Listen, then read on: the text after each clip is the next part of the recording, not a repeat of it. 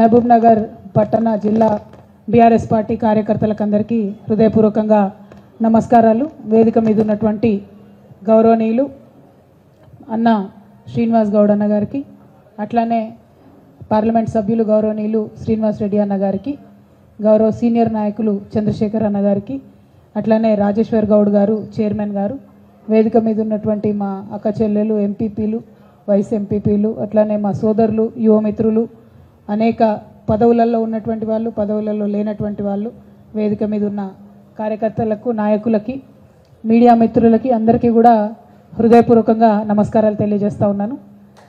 మహబూబ్ నగర్ జిల్లాకు నాకు ఒక ప్రత్యేకమైనటువంటి అనుబంధం ఉన్న విషయం మీ అందరికీ తెలిసిందే. 2009లో ఎప్పుడైతే గౌరవ కేసీఆర్ గారు మహబూబ్ నగర్ నుంచి పోటీ చేయాలని నిర్ణయం తీసుకున్నారో, ఆనాడు ఇక్కడికి వచ్చినామంటే అప్పటి నుండి ఈ జిల్లాతోని అనుబంధం, అప్పటి నుండి ఇక్కడ జిల్లా పార్టీతోని, కార్యకర్తలతోని, నాయకులతోని ఒక ప్రత్యేకమైనటువంటి అనుబంధం అన్నది నా జీవితంలో ఎదురైనటువంటి ఒక మంచి ఘటనగా నేను అనుకుంటా ఉంటాను. అందుకే నిజామాబాద్ వాళ్ళు ఎట్లయితే నా దగ్గరికి అధికారంతో వస్తారో, మహబూబ్ నగర్ వాళ్ళు కూడా నా దగ్గరికి అట్లనే అధికారంతో వచ్చి ఏమన్నా పనులున్నా, ఏమున్నా, చెప్పేది ఉన్నా, మాట్లాడేది ఉన్నా ఆపత్తికి సంపత్తికి వచ్చిపోతూ ఉంటారు. ఇవాళ కూడా మరి మహబూబ్ నగర్లో గౌరవనీయులు దేవరకద్ర మాజీ శాసనసభ్యులు వారి సోదరులు మరి మొన్ననే గతించినారు. వారి ఇంటికి పోయి వారిని పరామర్శ చేయడానికి ఆళ్ళ వెంకటేశ్వర రెడ్డి గారి దగ్గరికి వెళ్ళి రావడం జరిగింది. ఒక మంచి కుటుంబ సభ్యుల్లాగా మహబూబ్ నగర్లో ఉండేటటువంటి మన నాయకులందరితో కూడా అనుబంధం ఉంది కాబట్టి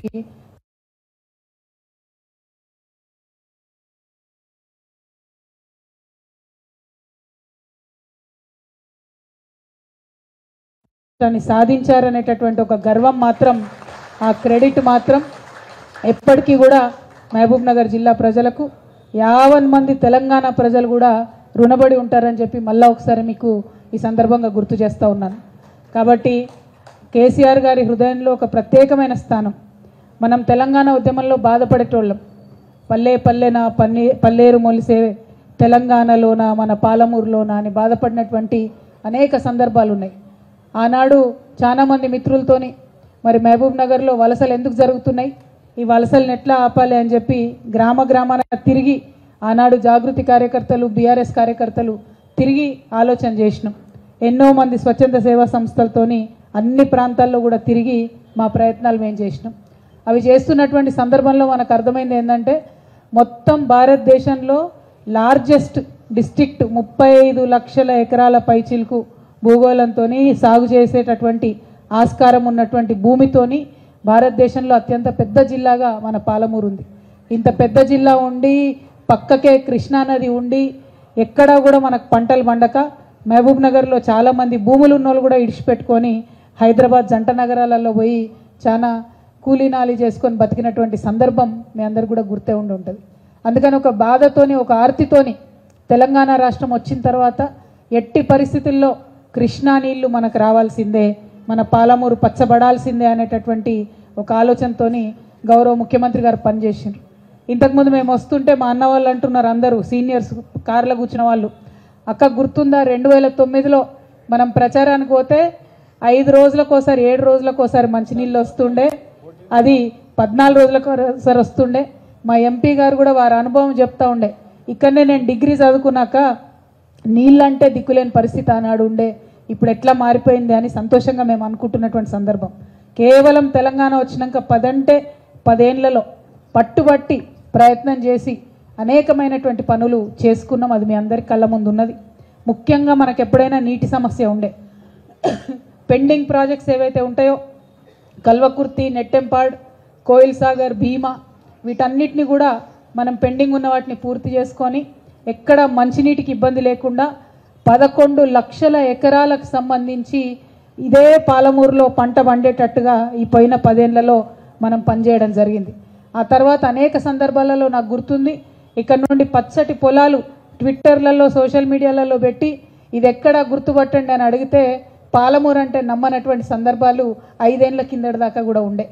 అక్కడ నుంచి వడ్లు తీసుకొచ్చి కేసీఆర్ గారికి అనేక మంది నాయకులు నీళ్ల కోసం బాధపడి ఉద్యమాలు చేసినటువంటి వాళ్ళు ఇక్కడ నుండి వడ్లు తీసుకొచ్చి కేసీఆర్ గారికి బహుమతి ఇచ్చినటువంటి సందర్భాలు కూడా ఇంకా నా కళ్ళలో మెదులుతూ ఉన్నాయి. అట్లా చాలా సంతోషంగా మహబూబ్ నగర్ ప్రజలు చాలా ఆనందంగా ఉన్నారు అని చెప్పి మనం భావించడం. సరే, ఎన్నికలు వచ్చినటువంటి సందర్భంలో రకరకాల అంశాలు ముందుకొచ్చి ఇక్కడ ఇదివరకు వచ్చినంత మంచి రిజల్ట్ మనకు రాలేదు. అయినప్పటికీ ఇక్కడ ఉండేటటువంటి బీఆర్ఎస్ పార్టీ కార్యకర్తలకు, నాయకులకు నేను కోరుతా ఉన్నాను, మనం ఉద్యమంలో నుంచి వచ్చినటువంటి వాళ్ళం. ఒక్క అడుగు వెనుకకు పడితే 10 అడుగులు ముందుకు లంఘించేటటువంటి శక్తి ఉన్నటువంటి వాళ్ళం. భయపడాల్సిన అవసరం లేదు. ఇప్పుడు వచ్చినటువంటి రిజల్ట్ని చూసుకోవాలి, అనలైజ్ చేసుకోవాలి, విశ్లేషించుకోవాలి, అర్థం చేసుకోవాలి, ఎక్కడ తప్పు జరిగింది, ప్రజల ప్రేమను ఎక్కడ కోల్పోయినామన్న విషయాన్ని అవగాహన చేసుకోవాలి, పట్టు పట్టాలి, కొట్లాడాలి, మళ్ళా పోయిన కాడనే తిరిగి సంపాదించుకోవాలి. అందులో వెనుకపోయేది లేదు, గుండె ధైర్యం కోల్పోవాల్సినటువంటి అవసరం అసలుకే లేదు. ఎందుకంటే మనం పనిచేసినాం, హార్ట్ఫుల్గా పనిచేసినాం, మనము ప్రాణ సమానంగా పాలమూరును భావించి పనిచేసినాం తప్ప రాజకీయం చేయదలుచుకోలేదు. వాళ్ళు రాజకీయం చేసిండ్రు, ప్రజలను మభ్యపెట్టిండ్రు, రిజల్ట్ ఇట్లా వచ్చింది. అయినప్పటికీ ఇవాళ బీఆర్ఎస్ పార్టీ అంటే ఒక శక్తి. బీఆర్ఎస్ పార్టీ అంటే ప్రతి ఊర్లో 70% రాజకీయంగా ఇంట్రెస్ట్ ఉన్న వాళ్ళు మొత్తం కూడా 70-80% మంది బీఆర్ఎస్లో ఉన్నటువంటి పరిస్థితి. లక్షలాది మంది సైనికులు ఉన్నటువంటి పార్టీ మన పార్టీ. అధైర్యపడాల్సిన అవసరం లేదు, చేయాల్సిన పనులు చాలా ఉన్నాయి. ఇప్పుడు పాలమూరు సగం కళ పూర్తి చేసుకున్నాం, మనం పెండింగ్ ప్రాజెక్టులు పూర్తి చేసుకున్నాం. పాలమూరు రంగారెడ్డి అనేటటువంటి ప్రాజెక్టు కృష్ణా జలాలను పర్మనెంట్గా పాలమూరుకి మళ్ళీ ఇచ్చేటటువంటి ప్రాజెక్టు. ఆ ప్రాజెక్టు కూడా 90% మన గవర్నమెంట్లోనే కేసీఆర్ గారి ఆధ్వర్యంలో మనం పూర్తి చేసుకున్నాం. ఏనుగెళ్ళింది తోక ఇక్కింది అంటారు, గట్లుంది ఇప్పుడు దాని పరిస్థితి. 90% పని ఆల్రెడీ అయిపోయింది, ఇంకా 10% పని మిగిలింది. మన పాలమూరు రంగారెడ్డి లిఫ్ట్ ఇరిగేషన్లో మనకు 5 పెద్ద పెద్ద రిజర్వాయర్లు ఉన్నాయి. 69 TMCలతోని కడుతున్నటువంటి ప్రాజెక్ట్ ఇది.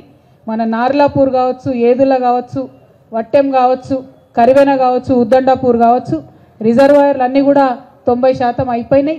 మెయిన్ కెనాల్ ఏదైతే ఉందో దాంట్లో కూడా వర్క్స్ అయినాయి. అందులో నార్లాపూర్లో మీ అందరికి గుర్తుంటుంది, కేసీఆర్ గారు వచ్చి ట్రయల్ రన్ కూడా చేసిపోయినటువంటి సందర్భం. సో ఇప్పుడు మిగతా 10% వర్క్ మాత్రమే ఫినిష్ అవ్వాల్సి ఉంది. దానికి సంబంధించి ఒకవేళ మనం ఆ పనులన్నీ పూర్తి చేసుకుంటే ఇంకొక 10 లక్షల ఎకరాలకు పాలమూరు జిల్లాలో నీరు బారేటటువంటి ఆస్కారం ఉంది.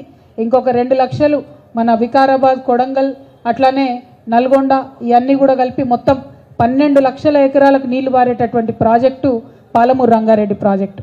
మరి ఇదే పాలమూరు నుండి ఇవాళ కాంగ్రెస్ పార్టీ నుండి సీఎంగా గౌరవనీయులు రేవంత్ రెడ్డి గారు ఎన్నికైనారు.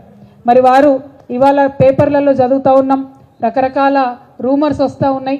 పాలమూరు రంగారెడ్డిలో ఆల్రెడీ వర్క్స్ ఏవైతే చేస్తూ ఉన్నారో వాటన్నిటినీ క్యాన్సిల్ చేస్తారని చెప్పి, క్యాన్సిల్ చేసి మళ్ళా కొత్తగా టెండర్ పిలుస్తారు అని చెప్పి చెప్తా ఉన్నారు. ఇక్కడ పాలమూరు రంగారెడ్డి విషయంలో గౌరవ ముఖ్యమంత్రి వర్యులు ఆనాడు కాంగ్రెస్ పార్టీలో ఉండి ఇదే రేవంత్ రెడ్డి గారు తప్పుడు కేసులు వేయించిన, దొంగ కేసులు పెట్టించిన, నేషనల్ గ్రీన్ ట్రిబ్యునల్కి పోయి ఆపే ప్రయత్నం చేసినా కూడా ఇది water project, drinking water project, దీన్ని ఆపొద్దు అని చెప్పి పనులు ఎక్కడ ఆపకుండా మనం మెయిన్ రిజర్వాయర్లు అన్నీ పూర్తి చేసుకున్నాం. ఇప్పుడు ఇంకా అనుమతులు ఢిల్లీలో వచ్చేటివి అన్నీ కూడా ఫినిష్ చేసుకున్నాం. ఇంకా చివరి అనుమతులు కొన్ని వచ్చేటివి ఉన్నాయి. దాని మీద దయచేసి సీఎం గారు దృష్టి పెట్టినట్టయితే ఈ ప్రాజెక్టుకి నేషనల్ ప్రాజెక్ట్ హోదా వస్తుంది. ఈ అనుమతులన్నీ కూడా పూర్తయిపోయి ప్రాజెక్ట్ ల్యాండ్ అయ్యేటటువంటి స్కోప్ ఉంటుంది. కాబట్టి రేవంత్ రెడ్డి గారికి బీఆర్ఎస్ పార్టీ తరఫున, పాలమూరు ప్రజల తరఫున నేను రిక్వెస్ట్ చేస్తున్నది ఒకటే, ఇప్పుడు జరిగేటటువంటి పనులను మళ్ళా క్యాన్సిల్ చేస్తే మళ్ళా మొత్తం చేయాలి అని చెప్పి మళ్ళా రీటెండర్ చేయాలని చెప్తే దాంతో ఇంకొక 2 పంటలకు పాలమూరు ప్రజలకు, పాలమూరు రైతులకు నీళ్లు రావడం ఆగిపోతుంది. త్వరితగతిన ఈ పనులన్నీ పూర్తి చేసుకుంటే ఇమీడియట్గా వచ్చే వర్షాకాలంలో చాలా చోట్ల నీళ్ళు ఇచ్చేటటువంటి ఆస్కారం ఉంటుంది. కాబట్టి ఇంకా డీలే చేయకుండా ఈ ప్రాజెక్ట్ని ఏదో మళ్ళీ క్యాన్సిల్ చేసి టెండర్లు కాల్ఫర్ చేస్తామని చెప్తా ఉన్నారు. మరి దీని వెనుక మతలబ్ ఏందన్నది సీఎం గారు అందరికి కూడా నిజంగా ఎక్స్ప్లెయిన్ చేయాల్సినటువంటి సందర్భం. ఎందుకోసం అడుగుతా ఉన్నామంటే గౌరవ కేసీఆర్ గారు ప్రాణహిత చేవెళ్ళ ప్రాజెక్ట్ని రీడిజైన్ చేస్తున్నామంటే రకరకాలుగా మాట్లాడిరు, ఏం చేస్తున్నారు, ఏం సంగతి అని. రీడిజైన్ చేసి ఎక్కువ ఎకరాలకు ఎక్కువ ఆయకట్టును మనం కవర్ చేయడానికి నీళ్ళు ఆనాడు ఇచ్చినాం. మరి ఇవాళ మేము పేపర్లలో చదువుతున్నది నిజమే అయితే పాలమూరు రంగారెడ్డి ఇప్పుడున్నటువంటి పనులను మీరు రద్దు చేసే మాట నిజమే అయితే మరి ఎందుకోసం చేస్తున్నారన్న విషయాన్ని కూడా ప్రజల ముందు చెప్పాలి. అసెంబ్లీలో కూడా పవర్ పాయింట్ ప్రజెంటేషన్ ఇవ్వాలి. ఎందుకంటే డిజైన్ చేంజ్ అయినప్పుడు మనకు ఆయకట్టు పెంచినప్పుడు ఇబ్బంది లేనప్పుడు ఎందుకోసం టెండర్స్ క్యాన్సిల్ చేస్తూ ఉన్నాం? దానివల్ల జరిగేదేంది? ఇంకో 2 సీజన్లు పంట రాకుండా రైతులకు నష్టం జరుగుతుంది. దీని బదులు దృష్టి పెట్టి ఢిల్లీలో మిగతా రావాల్సినటువంటి అనుమతులు తెచ్చుకొని అట్లానే నేషనల్ ప్రాజెక్ట్ హోదాని పాలమూరు రంగారెడ్డి